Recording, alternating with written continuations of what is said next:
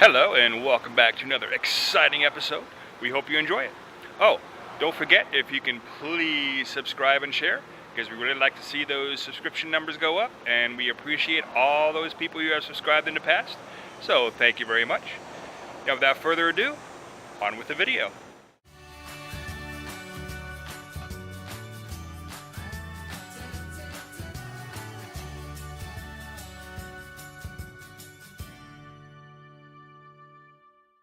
Today we're going to see a couple of famous houses. Don't know if we can actually videotape or photograph in there, but if not, I'll tell you about them later. Across the street from the Charleston Museum is the Joseph Manigault House.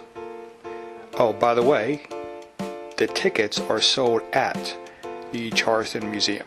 So go in there first, get your tickets, go across the street, and visit the house.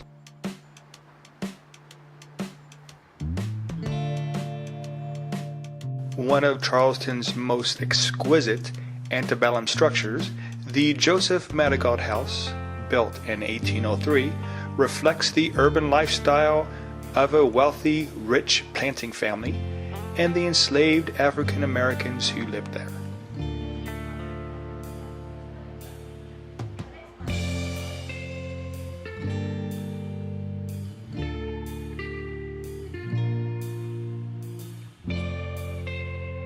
The Joseph Manigault House is a historic house museum at Charleston, South Carolina that is owned and operated by the Charleston Museum. It was designed by Gabriel Manigault to be the home of his brother and is nationally significant as a well-executed and preserved example of Adams-style architecture. It was declared a National Historic Landmark in 1973.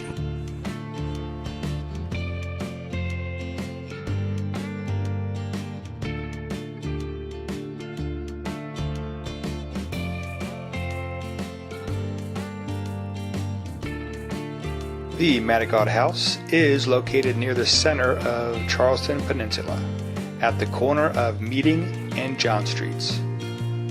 It is a three-story brick structure set on a raised brick foundation. The main facade has a two-story porch across the center 3 bays, with elaborate doorways on both floors featuring slender pilasters and sidelight windows. A semicircular stairwell projects from one sidewall, and a bowed porch from the other, giving the house the rough shape of a parallelogram. The interior features delicately refined woodwork in its fireplace mantels, door and window moldings, and cornices, reflective of the style promoted by Robert Adam, which differentiated the scale of these elements in domestic and civic architecture.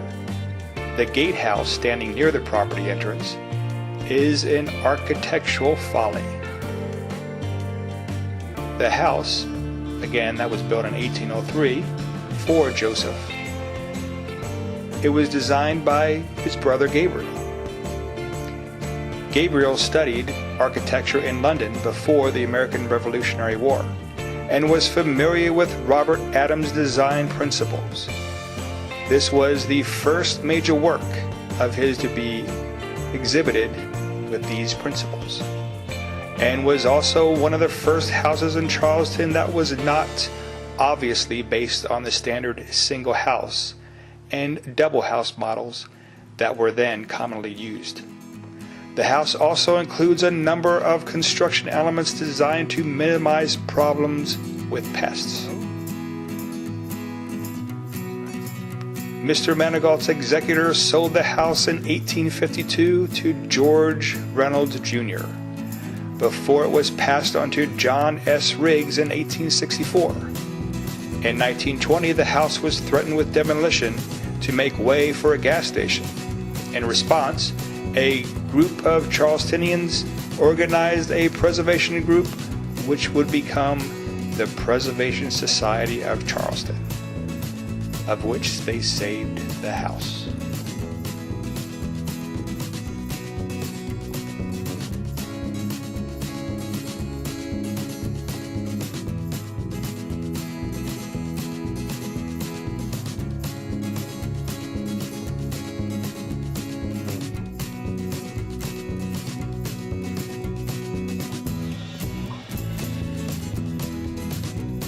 After a short bus ride and a small walk past some very nice historic buildings, we come to the Heyward-Washington House.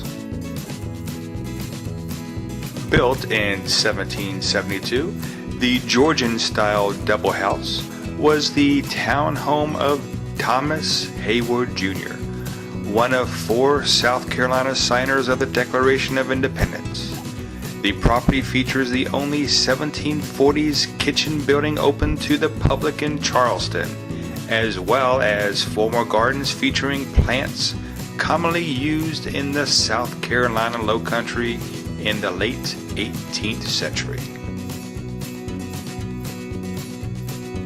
Tickets to the house can be purchased on site or at the Charleston Museum.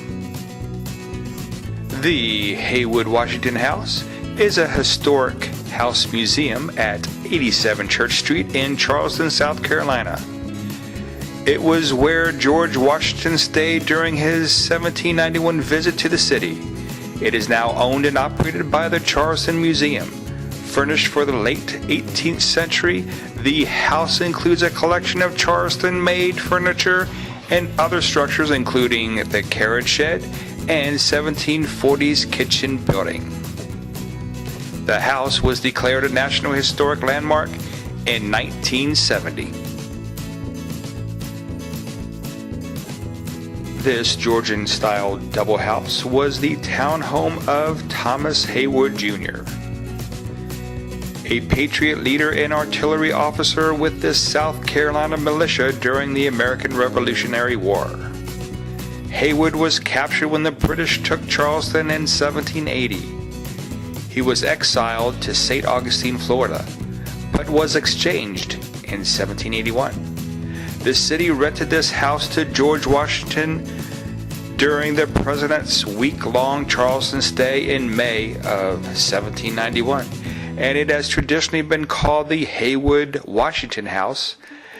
Now, Heyward sold the house in 1794 to John F. Grimke, also a Revolutionary War officer and father of Sarah and Angeline Grimke, the famous abolitionists and suffragettes.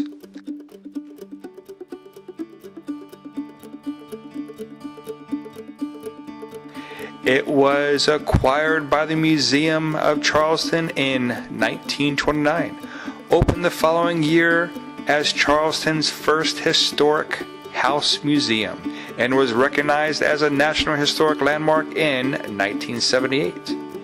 Here you will find superb collections of historic Charleston-made furniture, including the priceless Holmes bookcase, considered one of the finest examples of American-made colonial furniture.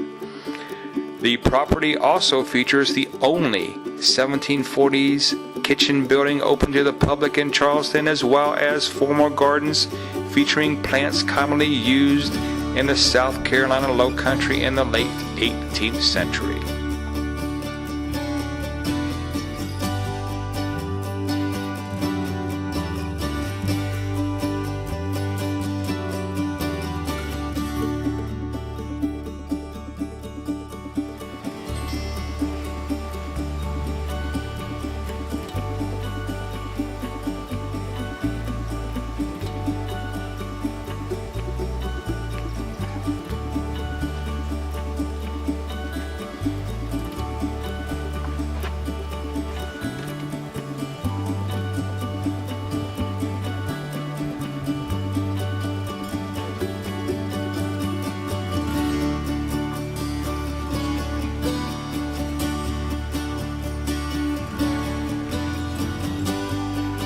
We hope you enjoyed our tour of these wonderful home museums.